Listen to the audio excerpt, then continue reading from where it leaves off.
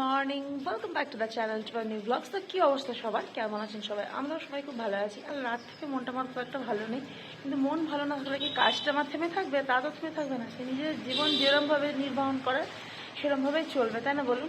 তো আজকে ভেবেছি সারা দিন সারা রাত যেটাই করবো শুধু নিজের জন্য ভাববো, সমস্তটা নিজের জন্য ভাববো।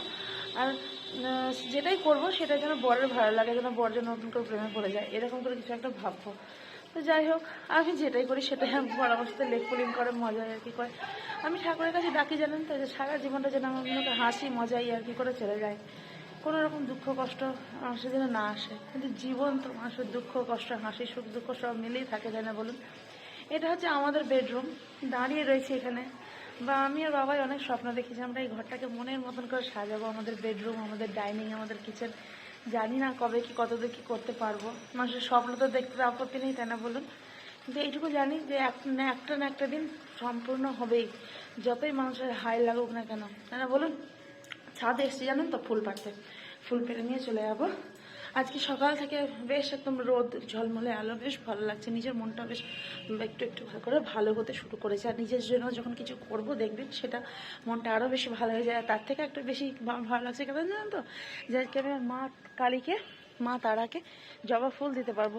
একটা দুটো জবা ফুলের দেখা পাওয়া গিয়েছে আর কি। যদি আমাদের ভিডিওগুলো ভালো লাগে তো অবশ্যই like comment share and subscribe করতে একদম ভুলবেন না। আর ভিডিওটা কোথা থেকে দেখছেন অবশ্যই প্লিজ প্লিজ প্লিজ কমেন্ট করে জানান, আমাদের সত্যি খুব ভালো লাগবে। পুজো একদম ধূপ দিয়ে পুরোপুরি এখনকার মতো কমপ্লিট। আর রইল বরের চা। Good morning. বললাম যে মন ভালো করার জন্য যা যা করার আজকে তাই করবো। আর মেয়েদের মন ভালো কিসে হয়েছে? শাড়ি গয়না স্কিন কেয়ার এগুলোতে বিশেষ করে।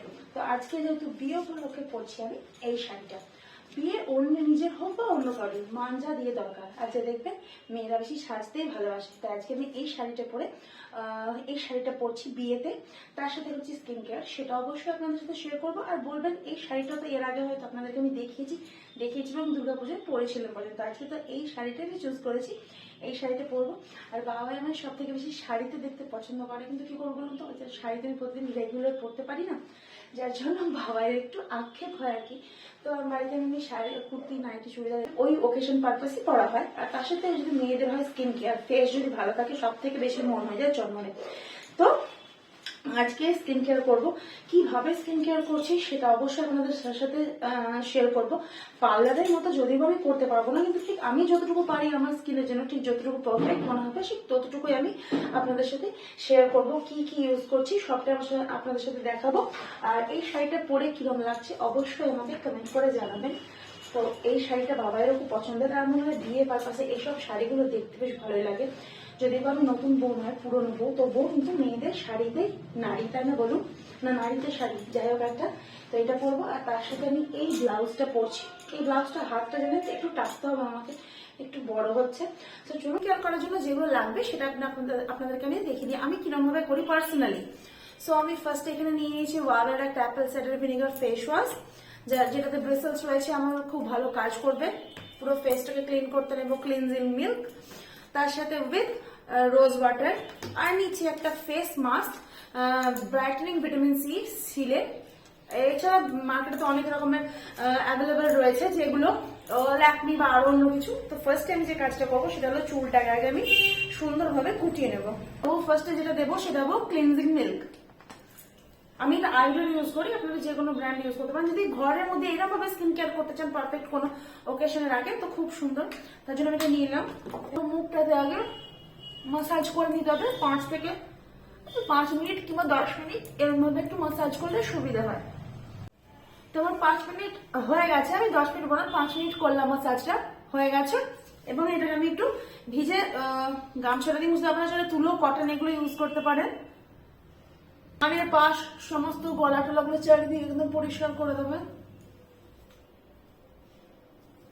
পুরোটা আপনাদেরকে পারছি না মাসাজটা দেওয়া, তখন ভিডিওটা অনেক যেহেতু লেন্দি হয়ে যাবে। তো ফার্স্ট আমি করবো ডিপ ক্লিনজিং, আমি আরো যেহেতু ফেসটাকে ক্লিন করবো, তো তার জন্য আমি নিচ্ছি এখানে ওয়াবের ফেস ওয়াশ। এটা এরকম করে মাসাজ করে নিচ্ছি একটু, আবার কান গলা সমস্ত রকম সবকিছুকে মাসাজ করে নিচ্ছি। তো ফেস ওয়াশ করার পরে আমি মুখটাকে একদম পুরো আস্তে আস্তে ডাব ডাব করে মুছে নিলাম। মুখ কখনো জোরে কচলানো উচিত নয়। সো এবার আমি নেবো এটা ডাবরের রোজ বাটার, এটা আমি হাতে একটু ইউজ করে নেব। জাস্ট এরকম ড্যাপ করে নিলাম। 5 মিনিট হয়ে গেছে। এবার আমি নিচ্ছি ফেস মাস্ক, যেটা আমি আমার ফেসে ইউজ করব।